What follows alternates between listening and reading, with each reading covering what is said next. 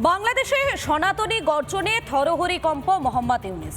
বাংলাদেশে সনাতনী আন্দোলনের মুখ চিন্ময় কৃষ্ণপ্রভুকে গ্রেফতার করার পরেই ক্ষান্ত নয় ইউনূসের বর্বর পুলিশ। তাকে প্রয়োজনীয় ওষুধ খাবার না দিয়ে মানসিক অত্যাচারও চালানো হচ্ছে। হিন্দুদের আন্দোলন দমন করতে আর কত নিচে নামবে ইউনূস সরকার? ক্ষমতা হারানোর ভয়ে উন্মাদ ইউনূস গদিচ্যুত হতে আর বেশি দেরি নেই।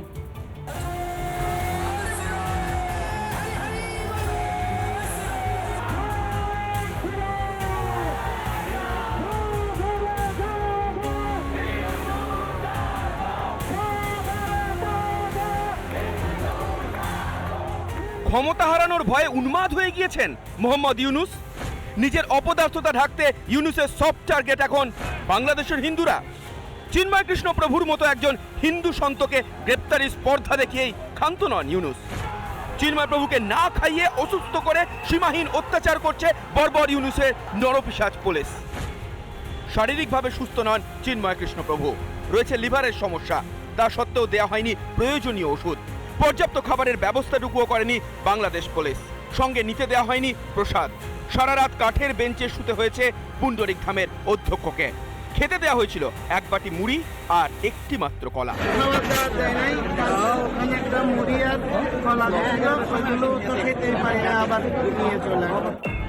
এত অত্যাচারের পরও চিন্ময় কৃষ্ণপ্রভুর মনোবল ভাঙতে পারেনি ইউনূসের পুলিশ।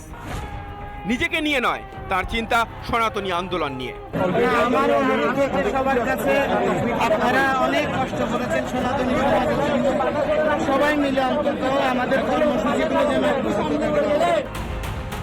এক চিন্ময় কৃষ্ণকে সামলাতেই ঝাঁপিয়ে পড়েছে ইউনূসের বর্বর বাহিনী। বোঝাই যাচ্ছে সনাতনী গর্জনে থরথর করে কাঁপছে মোহাম্মদ ইউনূস সহ তামাম জামাতি মৌলবাদীরা। এক চিন্ময় কৃষ্ণপ্রভু হিজ 5.5 feet, কিন্তু এত মানুষ, এত পুলিশ ওনাকে টেনে কোর্টে নিয়ে যাচ্ছে, এরকম প্রতীত হচ্ছে কি খুব বড় টেররিস্ট, ওদেরকে অ্যারেস্ট করে নিয়ে যাওয়া হচ্ছে। মৌলবাদীদের আক্রোশ থেকে বাঁচানোর জন্যই এই নিরাপত্তা দেওয়া হয়েছে। মানে পুলিশও কিন্তু ভয়ে আছে আর কি, যে তাদের উপরেও আবার মৌলবাদী আক্রমণ হতে পারে।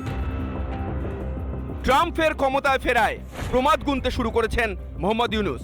তাই যেভাবে হোক ক্ষমতা টিকিয়ে রাখতে শূন্যে হাত পা ছুড়ছে বাংলাদেশের বর্তমান শাসক, যার ফল চিন্ময় কৃষ্ণপ্রভুর মতো একজন হিন্দু নেতার গ্রেপ্তারি। কিন্তু হিন্দু সংগ্রামের আগুন জ্বলছে যার বুকে, তাকে শুধুমাত্র অভুক্ত রেখে দাবিয়ে রাখতে পারবেন ইউনূস? রিপাবলিক বাংলা। শুরুতে আমাদের যেদিকে নজর থাকবে, বাংলাদেশের সনাতনী আন্দোলনের মুখ চিন্ময় কৃষ্ণপ্রভুর জামিনের মামলাকে কেন্দ্র করে উত্তাল বাংলাদেশ। বিচারের নামে প্রহসন চালানো হলো চট্টগ্রামের আদালতে। জামিন খারিজ করার পর বিক্ষোভের চাপে ফের শুনানির কথা বলেও মামলা শুনলেন না ম্যাজিস্ট্রেট।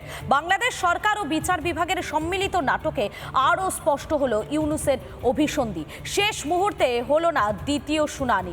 চিন্ময় প্রভুকে গ্রেফতারের স্পর্ধা ফের টের পাচ্ছে ইউনূস সরকার এই চালাকি।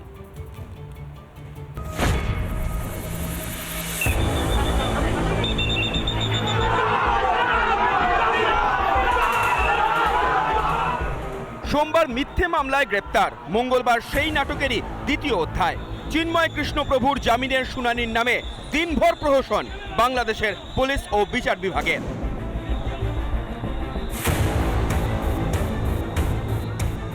মঙ্গলবার সকাল 10:50 নাগাদ চট্টগ্রামের আদালতে পেশ করা হয় পুণ্ডরিক ধামের অধ্যক্ষকে। আশ্চর্যজনকভাবে পুলিশের তরফে চিন্ময় প্রভুকে হেফাজতে চাওয়া হয়নি। তা সত্ত্বেও জামিনের আবেদন খারিজ করে দেয় আদালত। চিন্ময় প্রভুকে জেল হেফাজতে পাঠান ম্যাজিস্ট্রেট। বিচার প্রক্রিয়া থেকেই পরিষ্কার, শুনানির নামে নাটক চলেছে সারাদিন। এদিকে চিন্ময় প্রভুর গ্রেপ্তারির পর থেকেই ফুঁসছিল বাংলাদেশের হিন্দুরা।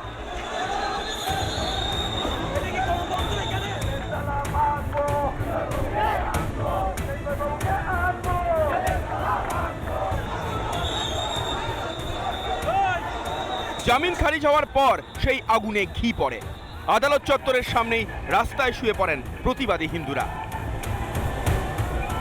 সনাতনীদের এককাট্টা বিক্ষোভের জেরে প্রথমে জেলে নিয়ে যাওয়া সম্ভব হয়নি চিন্ময় কৃষ্ণকে।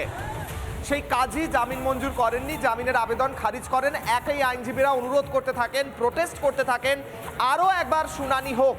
তখন বলা হয় যে 2টো নাগাদ আরও একবার শুনানি হবে এবং জন্য চিন্ময় কৃষ্ণ প্রভুকে নিয়ে এসে একটি প্রিজন ভ্যানে রাখা হয় কোর্টরুমের বাইরে। কাজী কিন্তু 2টোর সময় হঠাৎই কোনো অজ্ঞাত কারণে হঠাৎ করে তিনি বলেন, না আমি আজ শুনতে পারবো না, আজ আর কোনো শুনানি হবে না।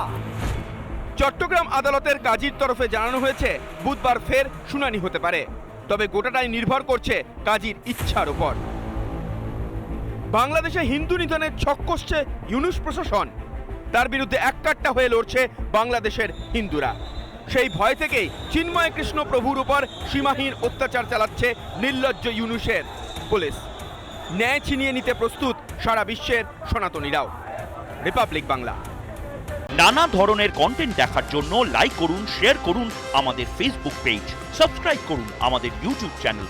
পাশাপাশি অন্যান্য ব্রেকিং নিউজের জন্য অবশ্যই চোখ রাখুন রিপাবলিক বাংলায়।